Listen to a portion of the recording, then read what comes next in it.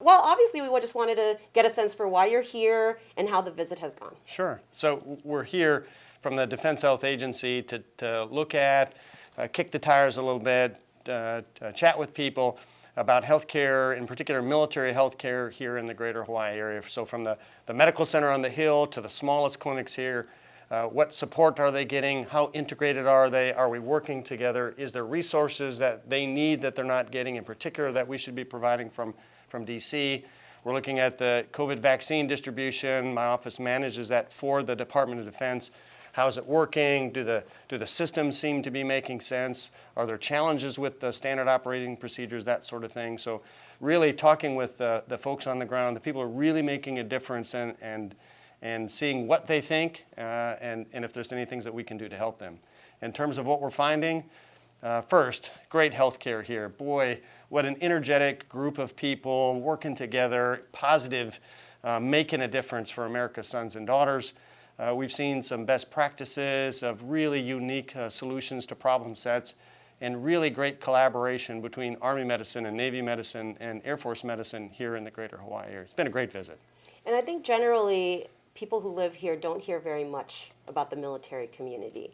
And we want to get a sense, a little window of how COVID has affected the communities here. What kind of numbers can you share with us in terms of, case counts, how it's being addressed? Sure. Well, when it comes to the overall looking at case counts, Hawaii, I think has been relatively spared compared to the rest of the United States. And in the military community, our numbers are actually the same as inside the gates as they are outside of the gates. In general, the military community is a little bit younger, a little bit healthier based on the requirements that we have to get into the military.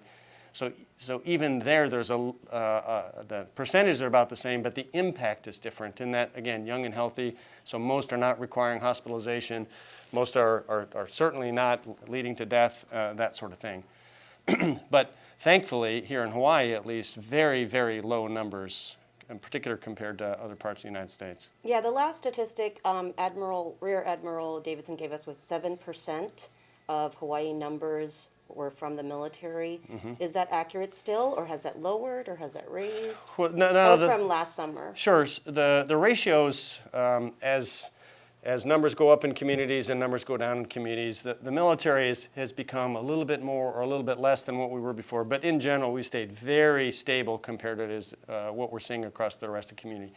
It's been a while since I looked at the numbers here, but 7% sounds relatively accurate from my memory. Mm-hmm. And let's talk about the vaccines. Sure. We know that there's studies coming out showing that there's a hesitancy amongst our military service members. What are you seeing on the ground? Well, I'd be careful about describing it that way, and here's why I'll say that. Some of the young men and women are saying, hey, look, I'm young and healthy. It's okay to pass me by. Give it to somebody who's older, or give it to someone who's sicker. In particular, if you look at who we offered it to at the beginning, which is the first responders and the healthcare staff. And many of our young healthcare staff have said, look, I know how to keep myself safe. How do I know that? Because I've been doing it for months, and I've never gotten sick. So how about you pass me by, and you give it to someone who's sick, and when there's plenty of vaccine, then I'm fine with it. And we've had significant numbers of our healthcare delivery staff say that. And here's the other thing that I'll tell you, is as soon as we get the vaccine, people want it. And so we don't have a whole bunch of vaccine sitting in the freezer waiting for people to come in to get it. As soon as we get it, it goes into the arms of our teammates. And so I'd be careful about saying that a whole bunch of them don't want it. As we circle back to people that originally said, well, not now, perhaps later, a huge number of them are saying, yeah, I'll take it now. How has the priority been? How have you prioritized who gets it now versus who gets it later? Sure. So the schema that the department is using looks an awful lot like the CDC's requirement with some interesting injects. So the first was first responders, meaning the firefighters, police, security, and those in healthcare, in particular those in emergency departments, that sort of thing, ICUs, and then expanded into outpatient care delivery, that sort of thing. So our Tier 1 was all those sorts of folks. Our Tier 1 Bravo are those in significant positions of national defense, such as our strategic nuclear defenses, for example. I don't really want to get into all the details of the national defense structure, but along those lines. And then we've looked at, well, those who are deploying around the world where healthcare perhaps isn't there for them.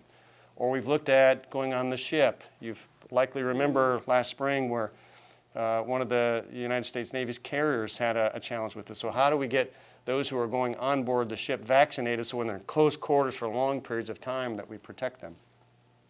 We're also doing those who are over the age of 75 right now. Again, highest risk.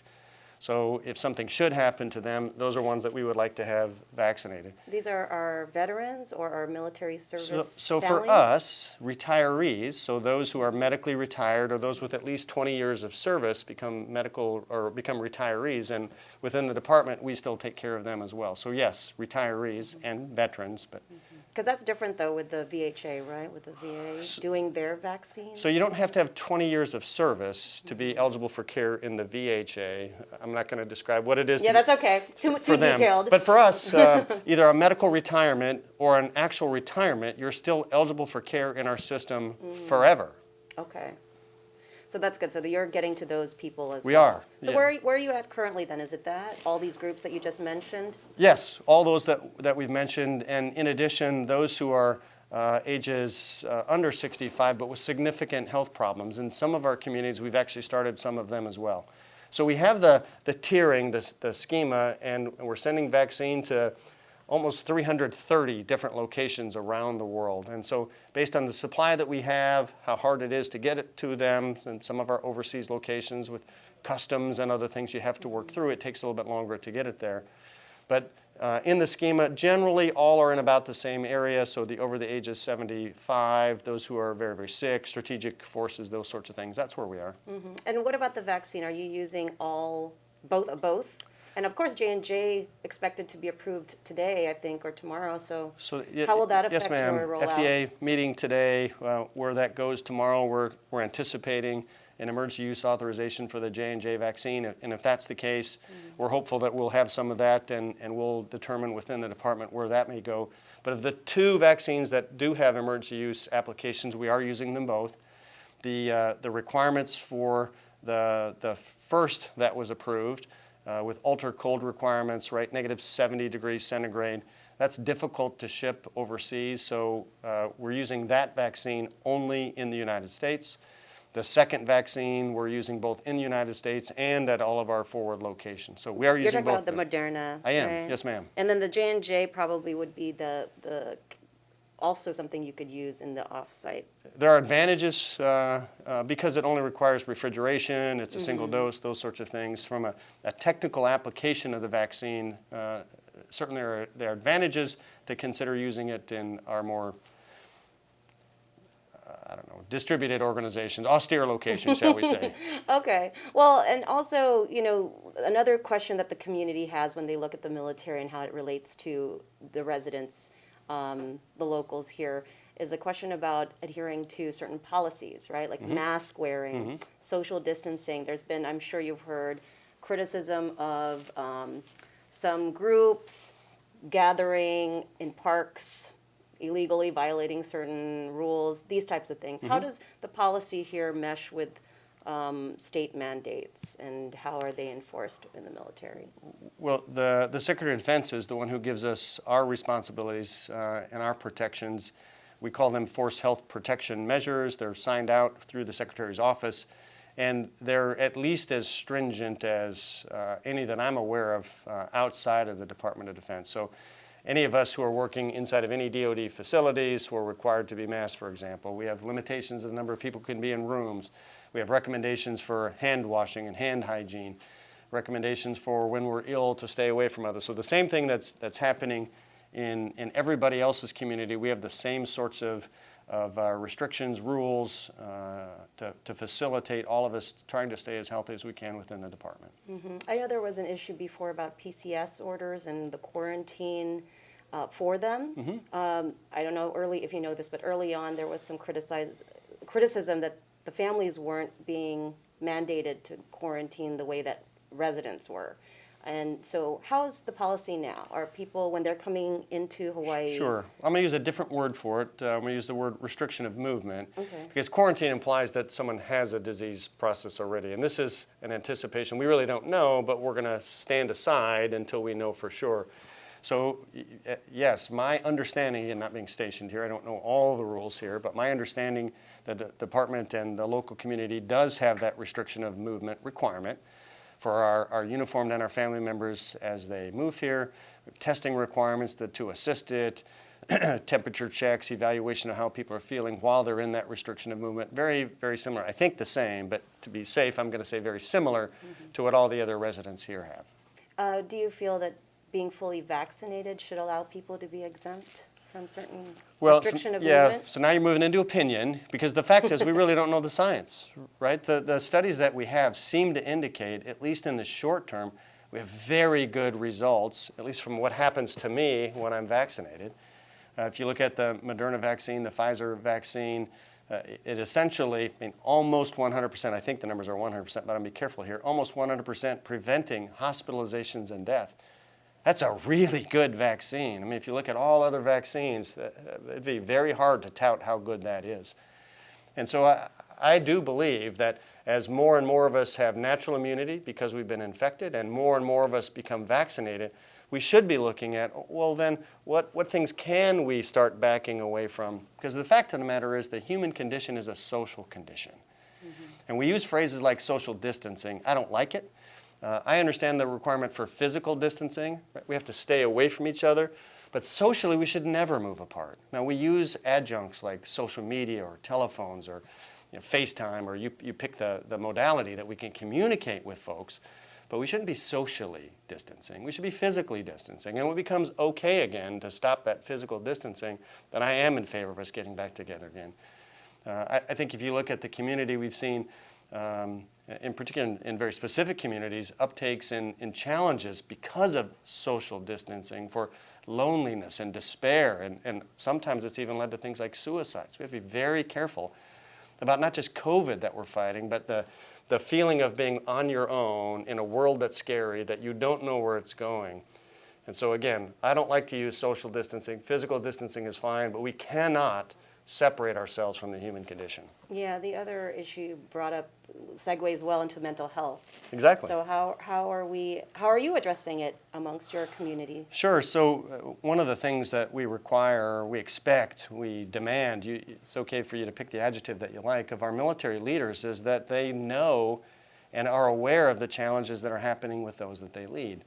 In many respects, the fear or stigma or embarrassment or any of those things for someone who seems to be suffering from something like that, they may not be forthcoming. And that's why we need to be respectful of the distance that someone perhaps wants to take of not sharing something that's happening in their lives, but being available over and over and over again to have those discussions.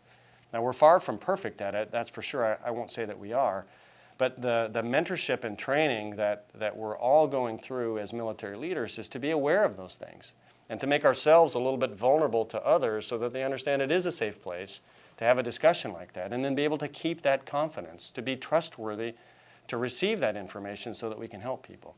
So those are the things that we continue to work through, continue to try to master, knowing that it'll never be perfect, we'll never get there, but we can't stop trying to be able to be there for someone so we can make a difference between life and death in some cases. Mm-hmm. Yeah, good point. And just going back again to the vaccine rollout, overall, are you happy with the numbers of people that are getting it, what they're listening to their concerns? Sure. And what could be improved upon now that you've been here for a week and seen it in Hawaii? Well, I'm not going to use the word happy. I will use the word satisfied. So for me to be happy, or I'll even go one further, for me to be ecstatic, we'd have a process such that it's prepared to receive vaccine and put that same vaccine into the arms of eligible people that day. So that there was no lag at all. It didn't stay in the freezer, not one day, and we used everything that we had immediately. So that's what it would take to make me ecstatic. We're not there. By the same token, through good process and policy developed by the department back in December, and trial and error and continuous process improvement on the ground, the Hawaii military community has done an exceptional job of adjusting to challenges with supply and flights from America to bring it, and knowing what's going to be here and what's not going to be here, and have staff leaving to do other FEMA missions, to vaccinate other places in the United States, and dealing with those changes in staffing. And still, more than 90% of the vaccine that's come to Hawaii, in fact, as I understand it, significantly more than 90% of the vaccine that's come to Hawaii has already made it into the arm of an eligible beneficiary. So yes, I'm very happy with the way that they've adjusted, the way that they're serving the community here, and the way they're keeping everybody safe. Great. Yeah, I didn't have any of those numbers. Is that available? Like how many have been vaccinated already? Like even a percentage of the military community? So the things that we send are the official documents to the CDC. What I see is the unofficial thing. So everything that I'm telling you is an unofficial number based on reports. Mm-hmm. The official numbers are what we report into the CDC. All of the jurisdictions do that. The Department of Defense is one of those jurisdictions. So I think our official numbers are something like, I don't know, 875,000 or 900,000, 925, something like that is the official numbers. But as of yesterday, unofficially, using those techniques that I mentioned, I think we're at just over 1.1 million vaccinations across the Department of Defense out of 1.3 million vaccine doses that had been sent to us. Mm-hmm. Do you know what portion of that is Hawaii? That's always the challenge. Yeah. Whenever we try to look at the Department of Defense numbers, it never breaks it down by region. Yeah, by branch. But. Yeah, my best guess in Hawaii is somewhere in. I'm not going to do it because if I've seen the numbers in the last week or so, I don't remember them, and I'd be remiss if I gave you numbers that are that old and wrong. The last I looked at day before yesterday, or perhaps the day before that, was somewhere in the neighborhood of 95, 96%. I mean, they're really good here. When they get it, it goes into a person. Okay. I know there's concern. That's really the big thing. Yeah, let me give you 2 or 3 things. The first of which, thanks for having the discussion today. I mean, it's great for you and your team to have an interest in America's sons and daughters, because that's really who we are. Now, I'm a father and a grandfather by now, but the majority of us are really young, just trying to do the right thing for America, volunteering to go anywhere that our nation needs us. And your willingness to talk to me about that gives me the opportunity to say thanks for your interest in their service and their sacrifice. And then second, I would say that the leadership here that I've met, and I've met many of the leaders here, in addition to the folks who are providing health care at the front lines within the military department, are really interested in doing the right thing.